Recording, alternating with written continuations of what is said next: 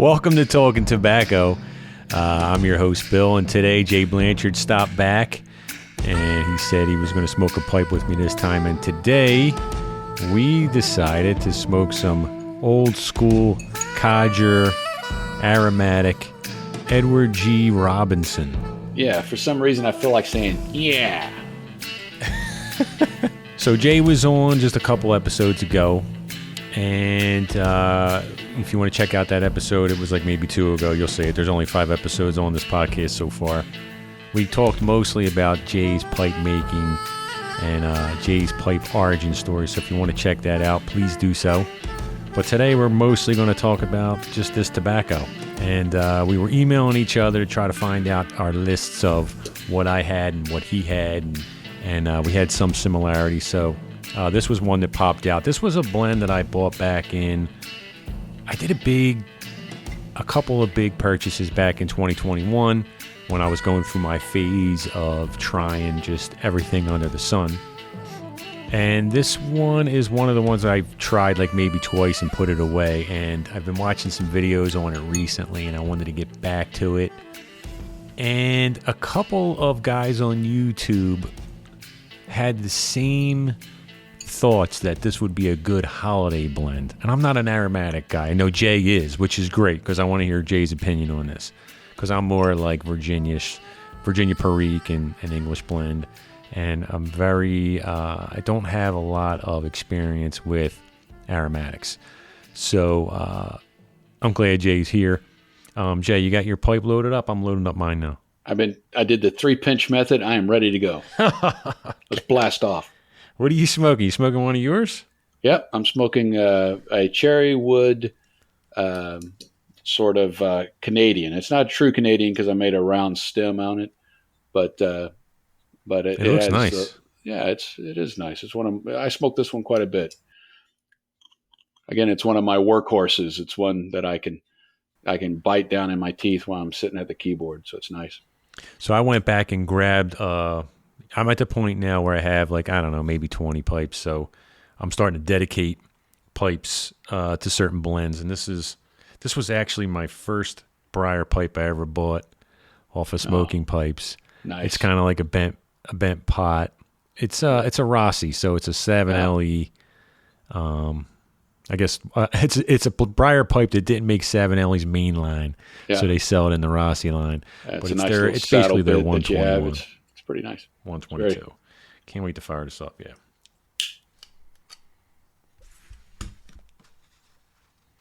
Yeah. So right out of the gate, as soon as I get it lit, there's just a nice smell that kind of fills your nostrils. And, for me, I can tell really from the first couple of puffs if I'm going to like the tobacco or if it's something that I may not like, And this one right out of the gate, I can tell it's pleasant. I'm going to like it. It's going to be a good smoke. So when I haven't had this in a couple of years. And when I did have it, like I said, it was only a couple bowls. But when I just opened this jar and I smelled it, it has such a quintessential, like old school pipe shop smell. Right. You stick your nose in there and smell that, man. It just smells like my uncle's basement from the 70s. That's kind of what. Absolutely. Or the tinderbox, from the 70s when you were at the little store I mentioned in my first interview with you. So for those who are not familiar, I doubt anyone listening to this podcast is not familiar with Edward G. Robinson pipe blend, but you never know. So it was made in 1946, and it's got Virginia, Latakia, Burley, and Black Cavendish with some fruit or plum topping. It says plum aromatic. Some people also said there's either a bourbon or a rum topping. But apparently, Edward G. Robinson himself had a hand in this blend, and it was produced in 1946, so it's been around since then, which inspired me to go check out an Edward G. Robinson movie this week, Jay. Yes. I too did my homework assignment. Did you watch? I did. Oh, okay. So I was texting with Jay, and I was looking at the rundown for his movies, and I picked The Stranger, and I haven't watched a ton of old school like black and white movies. So, just to recap, I'm about to turn 50 next year. I'm not about to turn 50. I'm going to turn 50 next year. So my favorite genre is probably like 70s, 80s into the 90s, and then 2000s where I pretty much, that's my cutoff. I don't go into the 2000s much. So the movie stars Edward G. Robinson and Orson Welles. And to me, the co-star is Edward G. Robinson's Canadian pipe that he smokes through the whole thing. I mean, he's literally smoking it in the opening frame, and he smokes it through the whole movie. And it's like you often see the pipe being lit and smoked prior to even seeing what the character is doing or saying, or any of the action actually takes place. So it really is a character in the film. Yeah, I was just going to say the pipe is literally a character in the movie, which I did not know when I picked this to watch. You couldn't have picked a better pipe movie to talk about Edward G. Robinson tobacco than that one. He played. What is the character he exactly plays? Who does he work for? Is it like the Department of Defense or? Yeah, he seems to work for some kind of a government agency that is tracking down escaped Nazis. And the stranger is played by Orson Welles, and he comes to this small little New England town that has this quaint, bell tower, clock tower, and Edward G. Robinson's tasked with making the identification, and ultimately trying to bring to justice this escaped war criminal. And that's the premise behind the movie. And Edward plays this kind of this investigator of sorts, and he's just it's an interesting going if you're only going to watch one black and white movie, make it Casablanca or Citizen Kane. Don't make it The Stranger. But if you're going to keep watching black and white movies, The Stranger is a good one. It's a good way, to, if you're going to, do this kind of stuff where you want to enjoy a pipe and particularly a vintage tobacco like that, watch that old movie, drink a cup of tea, and just kind of put it on. It's good. I haven't watched a ton of old school black and white movies. I think I'm going to get back to it though. And I don't think anyone's surprised. I think anyone who smokes a pipe is an old soul anyway, Mm-hmm. And I think those type of things kind of draw us all to a certain point. You know what I mean? It puts you in that place and time that was just simpler, and it's just to watch their mannerisms and how they speak to each other, and the clothes, and of course the pipe when you can find it, right. Those scenes in the movie. But it's pretty cool, and I found the movie really good. I actually really enjoyed it, and I'm going to get back to seeing some more. I'm going to need your recommendations on it, but there's something about that time, right, where the effects weren't great, right? These are not special effects movies, right? So the dialogue has to be good, the conversations have to be good, and it's a total sit there and smoke a pipe, you know what I mean? Just let it roll. Yeah, a lot of those old movies, they came out, particularly the black and white ones. They came out when plays were being adapted into movies. So a lot of those first black and white movies, they all came from plays, and so you'll see a lot of times you'll see a black and white movie, and you'll see a scene that doesn't stop for 20 minutes. It's just a scene that keeps running, and that those guys had to have rehearsed like you would rehearse a play, and just stay on that set and stay in that stage for a period of time, until somebody said cut, or they messed up and they had to actually do a cut. But a lot of times it seems almost as if they would try to get as much of the material as they could in that first take. So, but this was really unique. The movie, it really plays a lot with Orson Welles' face. It's a lot of extreme close-ups, and then with the smoke from the pipe and the whole noir type feel to it. It's a good distraction. It was good. I enjoyed it. He breaks his pipe in the opening scene. Right out of the gate. He slams his hand down on a desk and he breaks his pipe in anger, right? So then he tapes his pipe. Yeah, and they do that just so you can You're 100% sure that's him walking around, right? That's probably why they did that. So there's this big white piece of tape going around the pipe, and there'll be scenes where, you see a guy walking in the frame, and you won't see his face because the brim of his hat will be down, but you'll see that pipe with the tape, and you're like, the detective's just in the house. Here he is. He just walked. There he is. He's on the case. Whenever you just feel like doing a bad Edward G. Robinson impersonation, it's like, yeah, you see, I'm just walking around here enjoying my pipe, and of course I'm going to investigate this escaped Nazi. Yeah. That was pretty good, Jay. So, what was funny? I mean, I don't think we're giving away spoilers here. I mean, the movie was made in 1946. If you're late seeing it. Yeah. So let's just say, since Orson Welles is the escaped Nazi, things don't end well for him. You know what I mean? Those guys typically didn't win in the movies back then. Yeah. So, or now for that, or any time for that. Yeah, that's true. But the last scene in the movie, I don't know if you caught this, but it cracked me up. So Orson Welles gets married, and he tricks this young American girl to marry him. Because she doesn't realize, at the time who he was, and of course she finds out. And then as the movie's unraveling, so at the very end, the dude, Orson Welles, is dead, right? He makes that fall off the bell tower, and Edward G. Robinson's like lighting his pipe, and he says to the wife, I don't know, something along the lines of, well, I guess we wrapped up that one. It was like no big deal. It was like, she was just married to this guy 7 seconds ago. He's dead. Now everybody's happy. Let's smoke a pipe. Did you catch that? Yeah, stick a pin in that one. Yeah, we're done with that case. On to the next case. Where's the next caper? So talking about the tobacco itself, you mentioned the plum note, and I do get there's a little bit of the aftertaste after you take the initial puff. I'm getting some of the, I get a little bit of the Gold Cavendish, a little bit of the sweet barley, but then the very end of it, you mentioned the plum overcoat on it, or top coat is what it's called, right?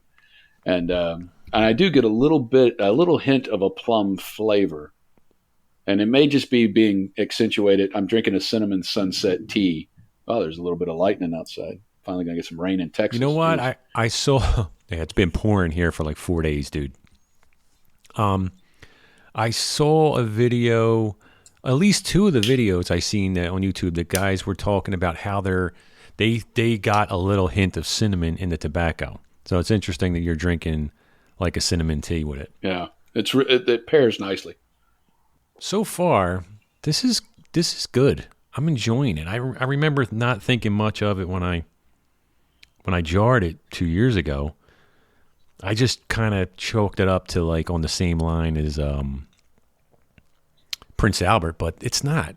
It's got more going on. I mean, it's got more ingredients too, and I thought this was more of a lot of Kia blend, but it's really not. It's more about the burley. It's just for me, it's a nice, even smoke. If you like, like I mentioned in the first time we chatted, I smoke a lot of the 1Q. I mean, this isn't going to blow your socks off. It's not going to be like, oh my God, I've never tasted anything like this before. But it is very nostalgic, and there's a reason why, man, it's been around. I'm not one of those guys that believes that unless, it had to have come out 6 months ago or it's not real. Like everybody that came before me doesn't know what they're doing in life. And it had to be invented in the last 6 months. I'm not that kind of guy. There's a reason why this tobacco has been around and it's been blended for as long as it has, because it's good. It's a good tobacco. It's a good smoke. So you've smoked way more Cadre blends than me. So far, I've only smoked Prince Albert, which I like, and I kind of use to break in my pipes, and I use it as a switch up. I do enjoy it. For me, you can tell, I mean, everyone can tell, like right away, when you look at a Cadre blend versus you look at, like a boutique Virginia blend from today, how different it is. It's very different. But not that there's anything wrong with the Cadre blends. I mean, I have a feeling after all my trial and error, after buying, so much, what's the word I'm looking for? Premium tobaccos and all these crazy pipes I'm buying. I have a feeling at the end of the day, I'm going to wind up with a corn cob and a codger blend when this all said and done. Just like our fathers and their, you know what I mean? Your grandfather. I used to make fun of, when I was in my 20s, me and my friends would make fun of our dads for drinking like Rolling Rock and Miller Lite because we were all into the fancy beers and all this stuff. Right. And I find myself drinking Rolling Rock. You know what I mean? I'll have that in the fridge. So it's just funny how you wind up going right back to where you thought you're right back to where your ancestors were. Yeah, absolutely. It's a record. It just spins on that. You think when your needle starts at the beginning of it, you're going to end up someplace different, but we all end up right there in the center of the record, don't we? It always starts from the outside and it goes right in. So funny how you think you know everything, you think you're smarter, and as you get older, you realize how much you don't know, and then you realize how much they did know, and they just didn't even care to argue with you. You know what I mean? Just like, do what you want, you dumbass. You'll find out eventually. Like, same way I did. I was the dumbass when I was your age, and maybe that's what living to a certain age, you get to outgrow your dumbass years. That's the goal. The older you are, the less you're dumbass. You live despite your dumbassery. That's a word. Yo, I can really see myself smoking this. This is good for around the holiday, I think. Yeah, it could be go nice. Especially if you're chatting with somebody and it's just like, hey, I think if you're introducing pipe smoking to somebody for the first time, you want to start them out. You don't want to make the mistake of giving them this over the top cherry bomb type tobacco because of the sugar that's in it. It always bites your tongue, but there's no tongue bite in this particular blend. I'm getting no bite, and we've been talking and smoking it pretty fast, and I'm still able to keep it cool enough, keep it lit, and have a nice conversation without having to, hot box it and burn your tongue like you would with an over-the-top cherry one. So I think if you're introducing tobacco and the art of smoking a pipe to somebody, I think this is a good way to start them out too. What do you think? Yeah, I would start them out with this. I think I said in my first podcast that looking back on it, I probably would have started with an English blend. Mm-hmm. And I think it depends on where you're coming from. So I was coming from the world of cigars, mm-hmm. and I was trying to smoke some of these Virginias in the beginning that everybody loved, and I had no idea what they were talking about. My palate mm-hmm. was just I couldn't detect the finer notes in something that delicate. So I almost had to hit it with a sledgehammer. You know what I mean? That's why I had to hit it like with a heavy lot of Kia blends to be like, oh, because when you first pack a pipe and when you're first smoking a pipe, sometimes you don't even do it right. And when you don't, you can't even get the flavor. Or if you're outside and it's windy, you don't realize, it could be what you're drinking could numb your taste buds too and not get what the flavors are in the tobacco. So there's all these different. Well, I've got an English blend that I really like called Consummate Gentleman. And it's for me, that's what I want during the cold months and stuff like that, which, I'm in Texas. I mean, you were mentioning it getting up into the 70s on your last podcast, and that's good fall weather. I mean, it was 101 degrees today in Texas, in Houston. So, I mean, it's still just hot down here. So, for me, you won't really get into the sweater weather or the fall, what you guys are going to be enjoying this fall on the East Coast. I won't get into until probably late December, early January down here. And but Consummate Gentleman is a great one too. That's one of the English ones that I like. That is made by Ashton, right? I think that's an Ashton blend. Ashton has a few different. I think your rainy day or something like that. Yes. You have a couple. Yes, absolutely. And it is Ashton. You're right. Mm-hmm. And it is, and Rainy Day is another one that I got from them as well. And I enjoy both of those, but the consummate gentleman for me is the English. It's the English go-to for me. I'm at the point now where I could smoke something like that, an aromatic that's technically an aromatic because it's topped with something, but you could still taste the tobacco. Like, I don't think I'll ever be a Captain Black guy. I just don't think I can do that. But I used to even turn my nose up at, any kind of aromatic. Right. I think, oh, there's no way. I'm an English, and now I'm smoking pure Virginias. And I think I'm getting to the point where I don't mind the top note. Like, who cares? As long as it's not obvious. Like, CAO has an aromatic called Eileen's Dream that this guy on YouTube, a well-respected YouTube tobacco reviewer named Mutton Chop Piper, he talks about Eileen's Dream. Like, he absolutely loves it. And when I got that, I was like, that's just an obvious artificial topping that just coats everything, and it's not for me. Now, he smokes really good tobaccos too, but he has this really crazy sweet tooth where there's blends where he just wants that sweet. And when I smoked that, I was like, this is not at all what I would like. Not at all. But there's other tobaccos out there, actually like this, where it's just got this light topping, but you still taste it. I need to be able to taste the tobacco, so I would never do something like the Captain Black Cherry. Like, there's no way. There's just no. That doesn't interest me at all. Well, again, so many folks when they're just starting out smoking, they're thinking, "Well, I'm going to smoke that cherry, and it's gonna be somehow milder. It's going to be more enjoyable." And it's the exact. I found it to be the opposite, because of the tongue bite, and because of some of the other features that you have. There's just a high sugar content in that, and so for me, I switching to, like, the 1Q is probably it's the one that I probably have smoked the most of, but it's still a pleasant smoke. See, I never smoked that. Yeah, you never smoked it? I never smoked 1Q, and you smoked a ton of these Codger blends. So where would you rank this? Like, I know you've smoked. Didn't you smoke like My Mixture 79 too? Yes, actually. It was so.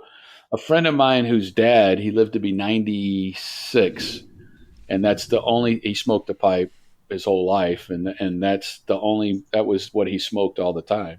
And so he said you should try it, and I smoked it once when we were at a poker game, and he goes, "Yep, that smells like my dad." And and I got to where I liked it. I'm on my third or fourth pack of it. So, but it's one of the, I would have to say, I'd give my favorite being, I guess, it'd have to be, 1Q. And then I'd say I'd rank this right up next to that. And then my mixture would be my third choice in that. And then Prince Albert or something like that, probably. But it's like, what do I grab for when I don't have an agenda? I'm not trying something new, and I'm just wanting to put on my favorite pair of house shoes. That's what I think of when I think of a Codger blend. It's like, I'm not into trying anything specific right now. I just want to unwind and just enjoy it. And that, for me, that's what the Codger blends kind of represent. Yeah, no, I agree. Like, I like, it's just every once in a while, I don't know what it is or what determines it, but I just, when I'm going to go smoke a pipe, I just start thinking, like, what am I in the mood for? That's it. And for some reason, my mind just starts going through the catalog of what I got. And it's a feeling more than anything. There's some guys that have a certain blend they smoke every single morning, every afternoon, and every evening. That's not me yet, but a lot of times in the morning, I like Orla Golden Slice with my coffee. I don't know why. I just opened another tin, and I said I wasn't going to do it. I said I was going to try to get through these fall blends and just use, just smoke stuff that's already opened, and I caved. It was like 75 degrees the other day, and I was like, I can't do it. I gotta open up an Orlick. So I went to the basement and opened up a new tin, and I was like, I had to have it. But it's fine because I'll jar it. I have 2 jars of it now because it was like a 3.5 ounce tin. So I'll have 2 mini jars. They're in the basement, sealed. Well, I left one upstairs in the kitchen because I'll probably grab it again. But they seem to age faster anyway once you get them out of the tin and into a jar. Yeah. It gets a little bit of air in there, and it seems to like age it a little quicker. So it really doesn't hurt to open them. In my mind, I think I just felt like it was a waste not to go back and at least do another lap with all these other blends that I had open already. You know what I mean? Yeah. Oh, I completely understand. So we're talking about Edward G. Robinson's movies. You, sir, were in at least one movie that I heard about. Do you want to get into that at all? Do you have any interest in telling a story? Well, I don't know how much time you got left on us here, but yeah. So let me ask the boss how much time we got. How much time we got? We got plenty. Yeah. Okay. All right. Well, so I had this friend when I lived in Austin. He had graduated from UT Film School, and he came up with this idea one time. He was like, "Hey, why don't there's a feature film being shot in Austin, which it happens pretty frequently, but it's not so frequently that it's like it's not news anymore. You know, when a movie gets shot in Austin, it's still big news, right? It's like, hey, a movie's getting shot in Austin. Everybody who's ever tried acting or wanted to act, you should come and audition for these movies, right? So this movie was called The Life of David Gale, and it was directed by, a guy named Alan Parker, who directed a movie called Mississippi Burning. He also directed Evita. It was a big deal, and so he's doing this Life of David Gale, and we do just this cattle call audition. So we all go to this cattle call, and I'm literally standing in line for like 3 hours. And the lady takes one look at me and says, "All right, you go to the Sheila line." And I go, is that a good line? And she goes, "It's a perfectly good line." That's all she says. Nobody gives me something and says, "Hey, read this." Nobody gives anything. And the next thing you know, Sheila takes my picture and then says, "Thank you for coming out." And I think that's it. It's over, right? Well, 2 days later, I get a call, and they want me to, apparently something about my face and hair that I had at the time, made me look like a DPS trooper. So I got to play a Texas state trooper in this little movie. And I was a featured extra because it said, they trusted me with props. So I get to be in this movie, and all of my scenes just deals with me at the back of the car. We're coming out of this Unabomber looking shed that this guy has developed in the movie. And I'm sitting there pointing at maps, and I'm directing, where I want my guys to go and what we should look at next and that sort of thing. And that was it. I got to see Kate Winslet and Kevin Spacey. They were in the film, and it was just kind of anyways. So that started something a little bit wider. And when I'm not making pipes and I'm not working in my day job, I spend a lot of time acting. And since that movie, I've done another couple of movies and some commercials. And but I've done, when I moved to Houston, I started doing a lot of stage plays. And so I've done over 25 stage plays. And I got cast for this Christmas. I'll be playing Ebenezer Scrooge for the third time in A Christmas Carol. So that's awesome, man.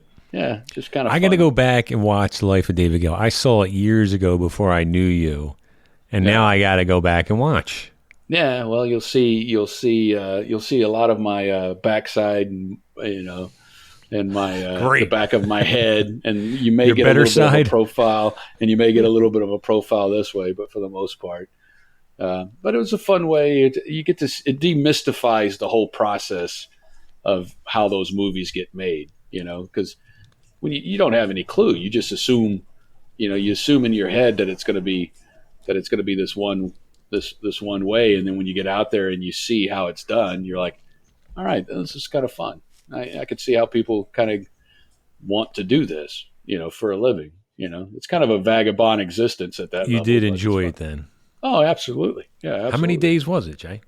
I had to spend a day getting suited up and then a day getting checked out on the location. And then we filmed for a day. So it was 3 days total. Oh, that's cool. And it sounds like it was before. I mean, that was out, what, in the early 90s? Yeah. It was a while ago.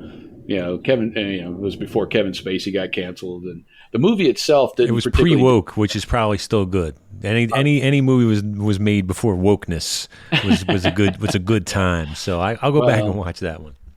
Yeah. Well, it was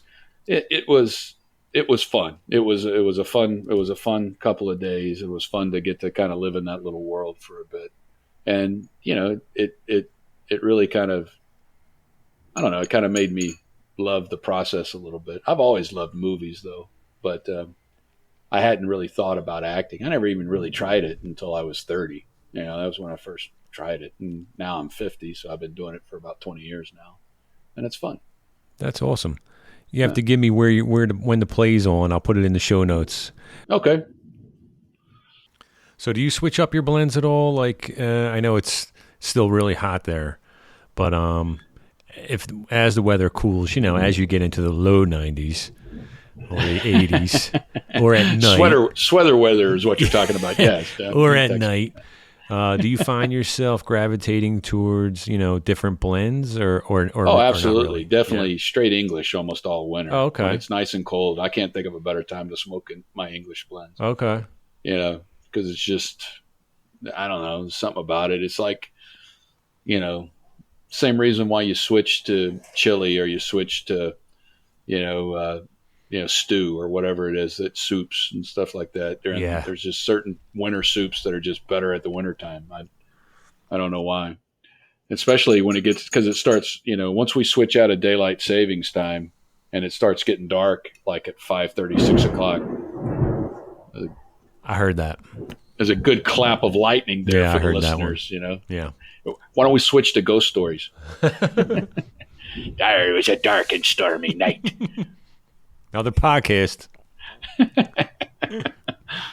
Hey, I say we do a Halloween one where we smoke the haunted bookstore. Bookshop. You get it wrong every time, dude. Every time you go to mention it, you called it haunted. The first time you called it haunted bookcase, and then you called it. What did you just call it just now? Haunted bookstore. Haunted bookstore. What is it? Haunted bookshop. Haunted bookshop. There we go. I say we do that and you read The Raven to us and you smoke some haunted. I guess we want listeners to go to sleep. But I like that. Maybe we'll do a Halloween episode where we smoke some kind of. I mean, I don't have that Scarecrow by Warped. There's a couple different blends that are out there that were specifically made for Halloween. But I like the idea of Haunted Bookshop. A lot of people know. You got that. You got the Haunted Bookshop in the crumble cake. Right? Yes. How is that? It's good. It's so if again, you introduced me to a lot of different things that I hadn't really messed around with. So I had to learn really how to process the tobacco properly. So when I first got it, I was like, what did I do? Do I just rip a piece of it off and stick, but then I had to watch some videos and I had to learn how to rub it in my hands a little bit and get it all nice and loosened up so that I could pack it properly in the pipe. But once I figured that out, which again, I credit you with sort of turning me on with with how to actually smoke different types of tobacco. So, and once I figured it out, it's a really good smoke, higher nicotine count than what I'm used to. So it's nice. It's a good mellowing type pedestrian buzz that I get off of smoking it. So I got to try. See, when I first started smoking, I might have gotten the Haunted Bookshop, and I didn't understand it then, and I haven't had it in a while. I'd like to go back to it and try it out because I was like, for me, it was way too much nicotine. There wasn't a ton going on. It was, I know there's, I think there's Perique in there, and there's maybe one other component, maybe a little Virginia, but they're so small. It's a straight, like, high nicotine burley, and I was just like, because there's another guy on YouTube, Matches 860, who passed away, but that was like his favorite blend. So I was always curious to try that out. and it crushed me. I put it away and since mixed it with other things. I had a real high, a lot of Kia blend that I mixed in there. So it's like a monster. Matter of fact, I should probably break that out for Halloween because it's a straight Frankenstein blend right now, because I think I threw in Balkan Cecchini in there, and I might have threw in some other, I don't even know. I think there's like 3 different actual tobacco blends that are in my Haunted Bookshop jar. So I like that you bring that up, because, there's, one of the other interests that I have is I love food, and there's a chef that I really like. He's old now, but he does a lot of cooking at home videos. His name is Jacques Pepin. And of course, everybody knows Jacques Pepin that knows anything about cooking, just because he's a fixture. He cooked with Julia Childs. He was in a lot of those shows with her over the years, and he's been a fixture on cooking programs for a very long time. But he has this thing where he takes all the little cheeses that are left on a cheese board, and he takes them and he cuts off all the bad parts of it, sticks it in a food processor with a little bit of white wine. And he makes this thing called Fort de Fromage, which is strong cheese, and then it's a spread that he makes with it. And I was thinking, would you recommend doing that? Because you know a lot more about tobacco than I do. Would you recommend doing that with your leftover tobaccos and just creating sort of this house blend that would only exist in your house because it's of all your leftover tobaccos that, I have a little bit here, a little bit there. I put it in the thing, I mix it up, I throw an apple slice in there to hydrate it, and I just friggin' leave it. Would you do something like that? Or is that nuts? I've heard of guys doing that. I haven't done that, but I've heard of guys where, they'll have the jar. It gets so low, it's not even enough for a bowl, and they'll throw it in a jar, and it's a mix of all these crazy. Now, the guys do that, and they wind up smoking it. I don't do that, but I have a couple jars that I've mixed certain things, and I got to be honest, every time I go to smoke that, I'm like, this combination is not working. It's a lot. It is hard. It's a scientist that needs to be able to blend components. Well, there you go. So that's the case to be made for blending for. Yeah, I hear that, Jay.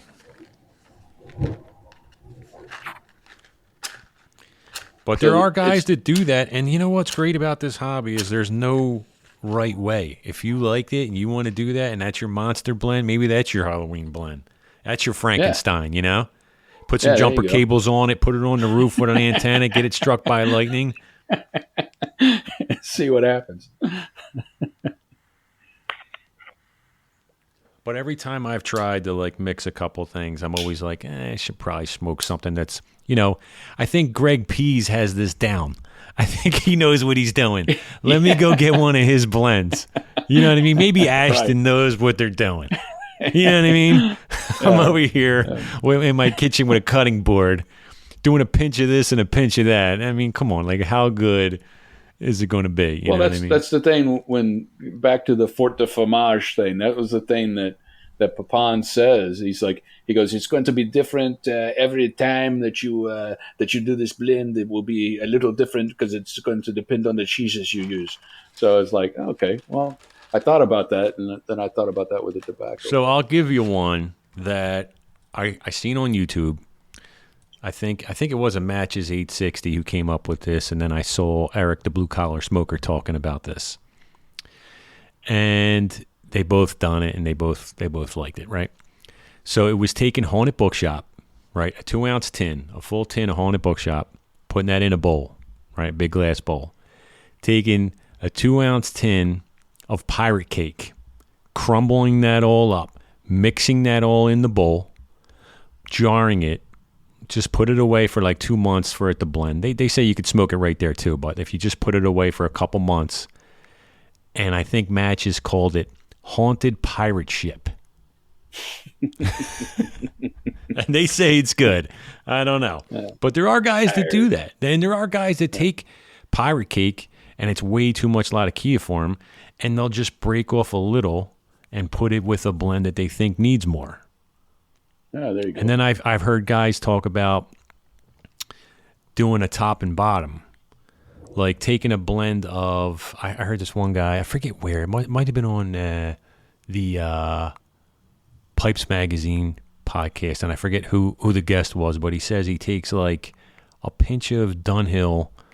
Well, it's Peterson now, but it was Dunhill's Royal Yacht, which is more of an aromatic, and putting it at the bottom of the pipe, and then putting something on top of it. And he liked what he put on top better, right?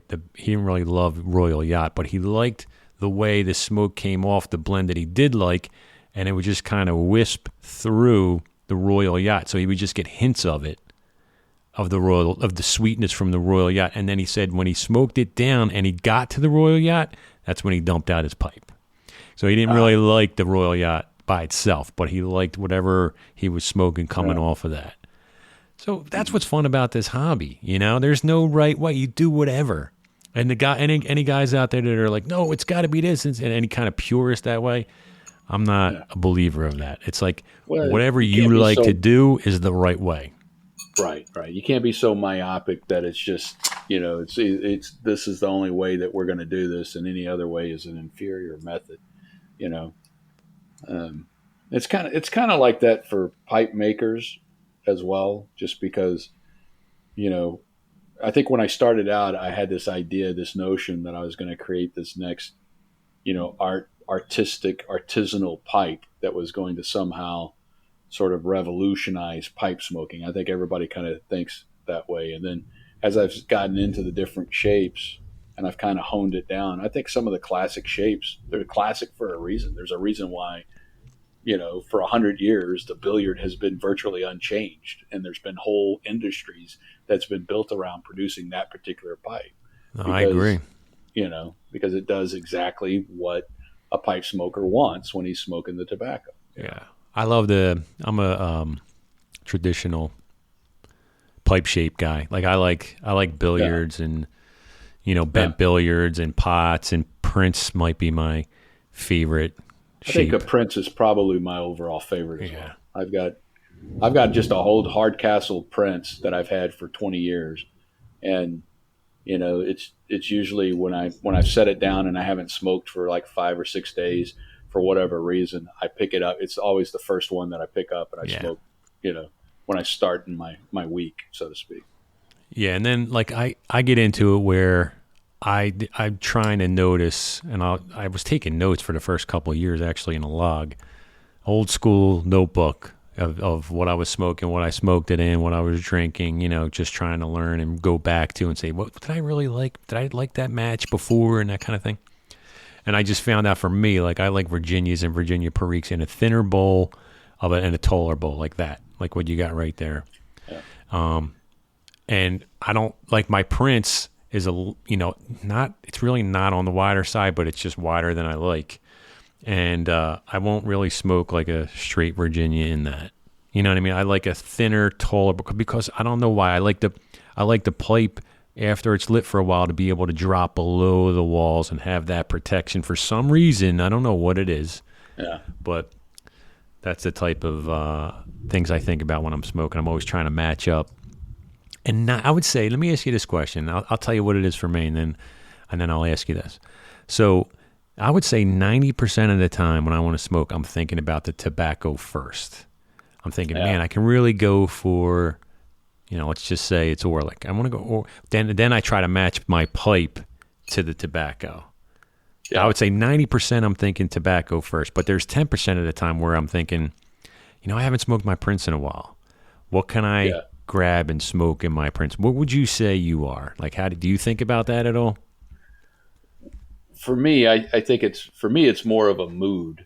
It depends on what kind of day I've had, and if I'm wanting to de-stress, or if you've had one of those days where there's just certain little coping mechanisms you have with the stresses of whatever you're going through in life, that so for me it starts out with the mood. And if I've had a day where I just want to kind of unwind and forget, I'll go with something that has a higher nicotine count, and then I'll I'll usually go to the pipe I'm most comfortable with. It's like I said, putting on an old pair of house shoes or something. And I would have to say it's probably my Hardcastle Prince sandblasted with has a little silver band on it, and I've had it for 20 years, and that's just my go-to pipe. And my go-to tobacco is probably, I would have to say, either a Rainy Day or that Consummate Gentleman that I referenced earlier. Just depending on what, if it's cold and wet and rainy outside, I'm going English, or if it's just kind of a rainy, lazy sort of Sunday, and I don't have anything to do all day, and I could, I'm going to smoke a high nicotine pipe and then take a little nap, and then it usually salvages the day for me. That's funny, man. I try to avoid high nicotine all the time.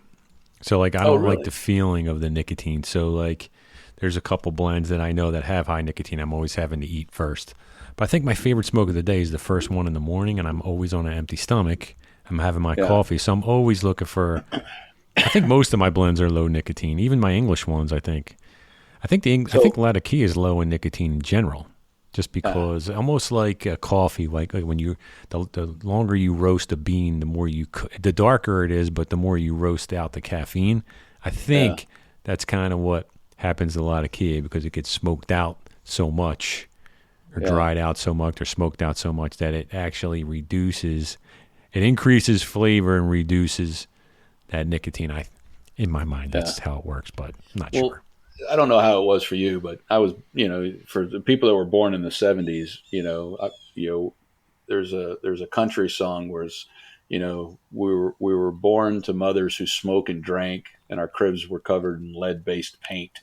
And so for me, whenever that high nicotine pipe on an empty stomach, it kind of makes me almost nauseous if I'm smoking high nicotine on an empty stomach. Right, absolutely.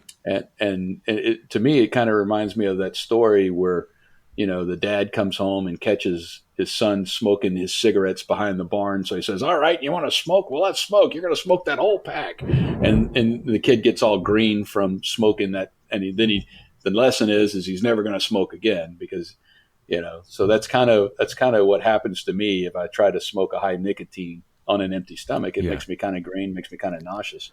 And you're right. You want to stay. I want to stay clear of it. But on a nice full belly, when you don't have anything to do, pack that nicotine in and then take a nice nap is my vote. I'm going to get the Haunted Bookshop, the crumble cake. I was thinking about getting it before. I'm going to get that next time. And then my next order, I'll get that. Maybe we'll smoke that around a Halloween show. Sound good? All right. That sounds like a plan for me. All right, awesome. I'm up for it. Let's wrap this up. Jay, thanks so much for stopping by, smoking a pipe, and talking about Edward G. Robinson movies and this delicious pipe tobacco. I really appreciate it. You bet. It's my pleasure. Thanks for having me. All right, my man. Have a good one. You too. Take care.